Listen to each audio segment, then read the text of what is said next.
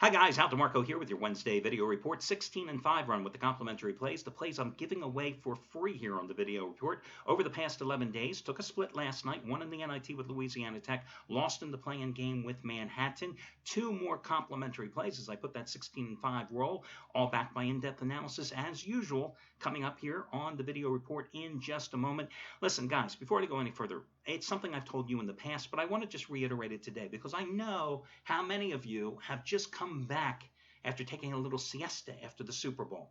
The bottom line is this. When I took what was a dying 900 number industry and I took it to the internet and I created this sales platform, I created these sites, and believe me, I have seen knockoffs of my sites. I feel like Prada watching their products being sold, spelled differently in shopping carts on street corners in Manhattan. That's how I feel, okay? I see knockoffs out there and I'm going, gee, that looks a lot like the work that I created. I put 2.5 years into creating almost 14 years ago for the debut of these sites over 12 years ago. But the difference is this. I can't be worried about the knockoffs because frankly, you can take the next 5, 6 companies in this business and they are not half as big as us if you combine their total assets. That's the way it is. And the difference is they don't have me.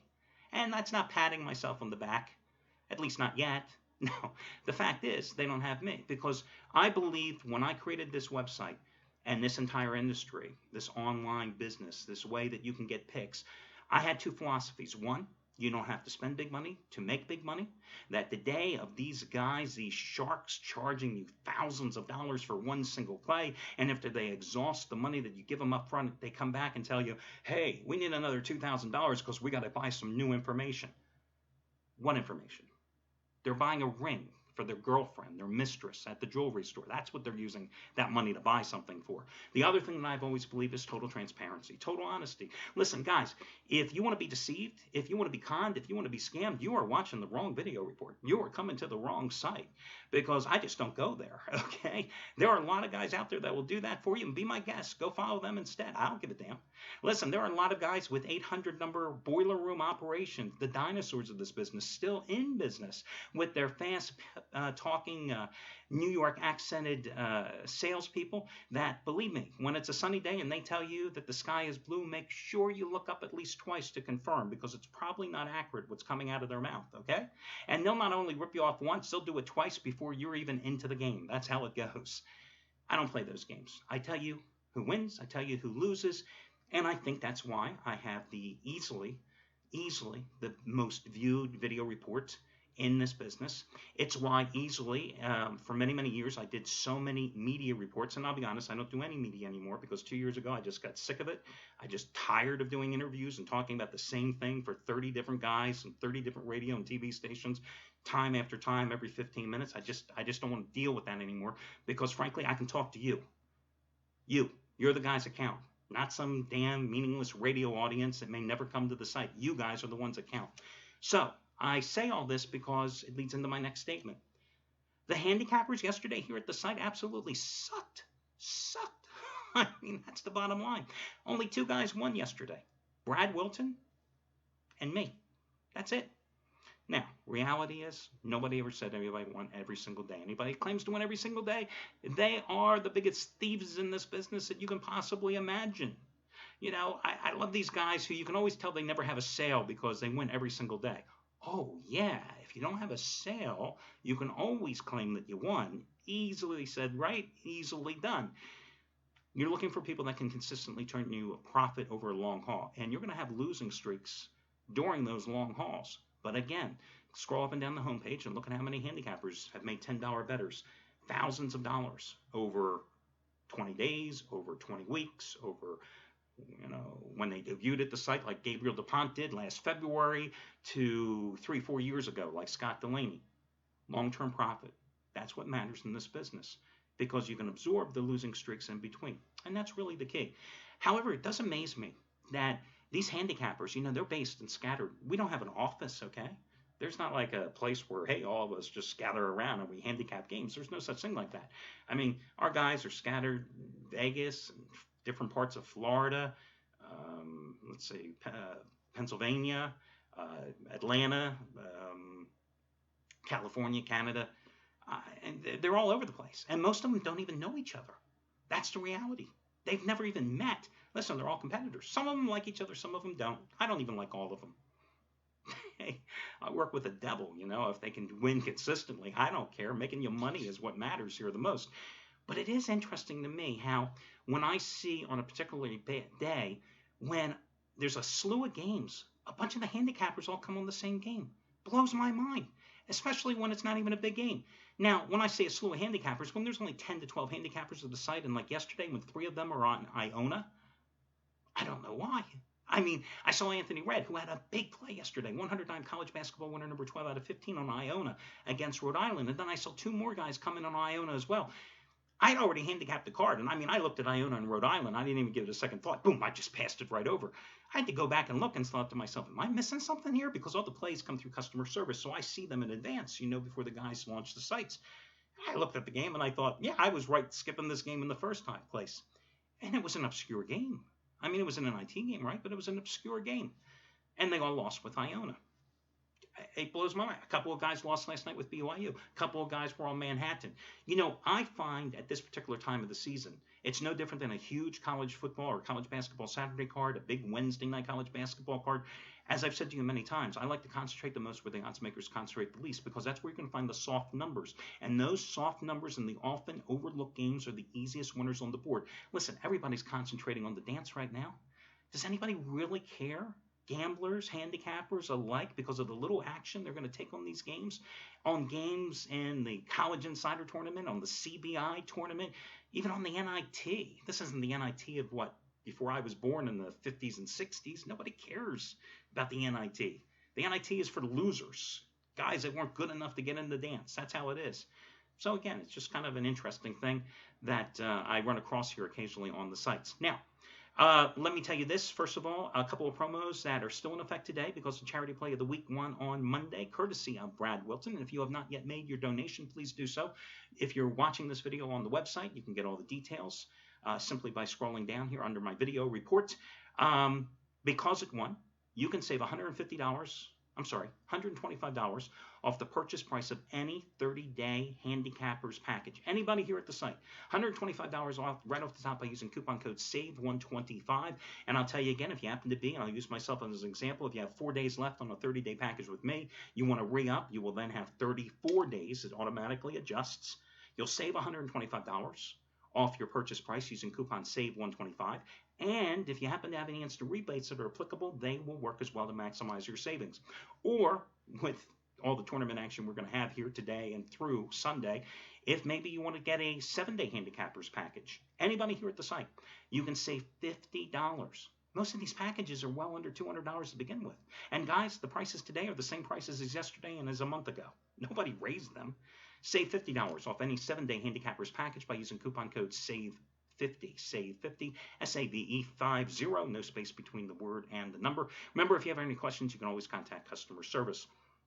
Now, as for me, as I said, I was one of the 2 winners here at the site yesterday when I cashed in with 15-dime winner number 20 out of 29 and a 15-dime play. Remember, is my normal top-rated selection because 99% of my plays are rated between 5 and 15 dimes, as I went with Murray State over UTEP, another game that nobody gives a damn about, okay? Easy one for Murray State. It was a 15-dime play. And that was just as big as my 15-dime winner, number 19 out of 28 on VCU over Dayton. It was 3 times bigger as my 5-dime winners, of which I'm on a 12-3 run in college, with, who were they? New Jersey Institute of Technology on Monday night, and SMU over UConn on Sunday. Well, those winners and the fact that I have won and turned a profit 8 of the past 10 weeks, and I'm already started this week with a monster winner last night, well, that allows me, guys, to press the action. And I've told you many times that you shouldn't be gambling if you don't have the balls to step up to the table when you're playing with somebody else's money and press.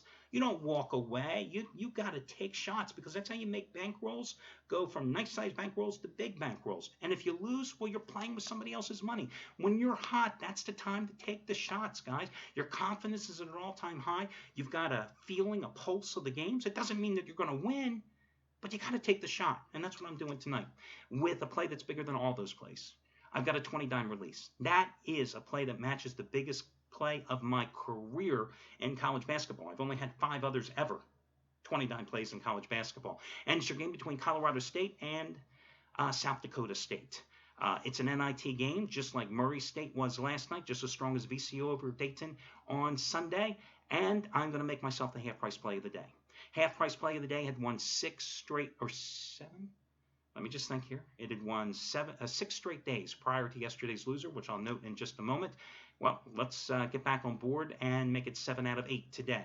I'm the half-price play of the day, and it's coupon code HALF, H-A-L-F. All your other coupons are over on the homepage. Now, last night, Matt Rivers, who we're going to have to fire his ass. After 5 consecutive, a 5-0 sweep from Wednesday through Sunday last week, all plays that you got as half-price play of the day releases with his blank check game of the year plays, he was on the wrong side last night, and he actually lost with BYU. Did you see that game?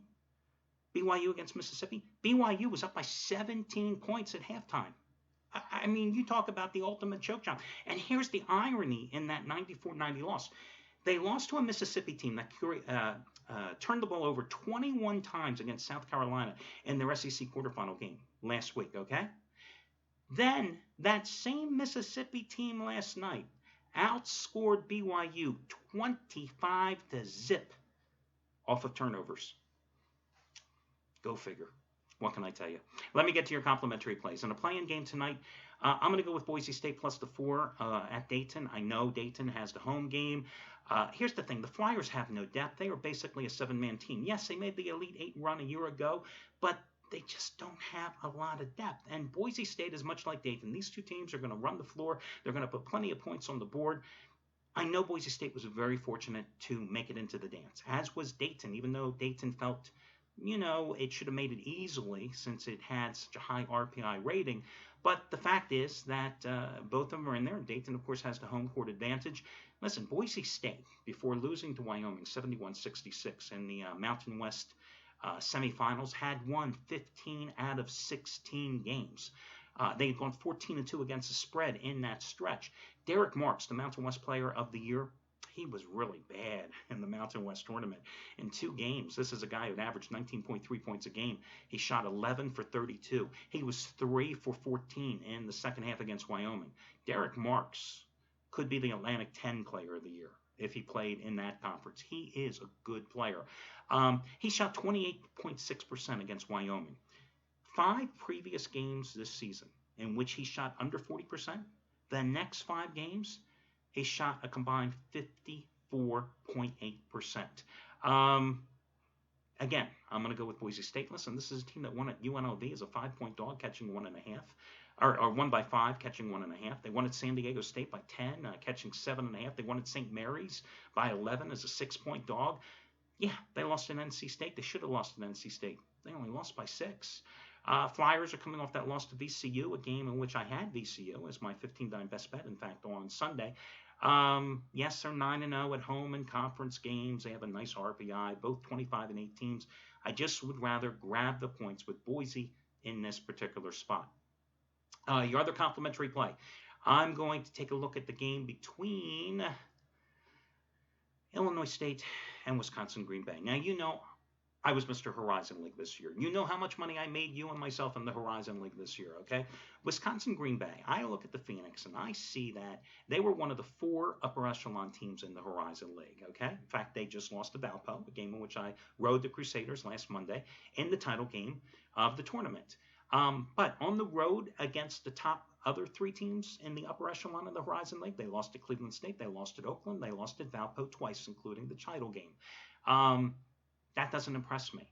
Scoring just 44 points in the tournament title game at Valpo doesn't impress me in a 10-point loss. Now, the Redbirds lost the Missouri Valley Conference title game 69-60 against a very tough defensive team, Northern Iowa. And that was after upsetting Wichita State. 65-62 as an 8.5-point underdog in the semifinals to extend their winning streak to 6 in a row. They played some decent teams outside of the conference. Old Dominion, Seton Hall, Virginia Commonwealth, UAB, Murray State.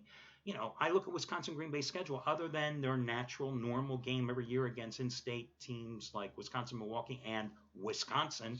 Who's the other big teams they played on their schedule? Cal Irvine, Miami, Florida, Georgia State, East Carolina, these things don't impress me.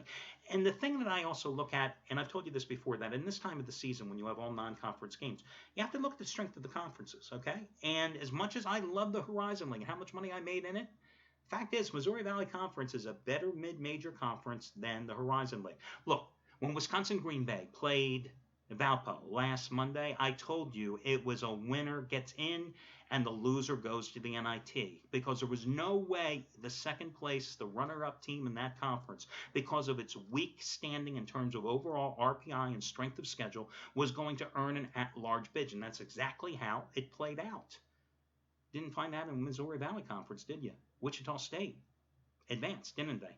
Illinois State could have, didn't. I think Illinois State's the better team, and they're only a 3.5-point favorite at home. So of the two free plays tonight, trust me, I like Illinois State a lot more over Wisconsin Green Bay than I do over with the Boise State underdog play. Again, Illinois State is your other complimentary play. I wish you well, guys. And tomorrow, remember, I treat tomorrow like a weekend.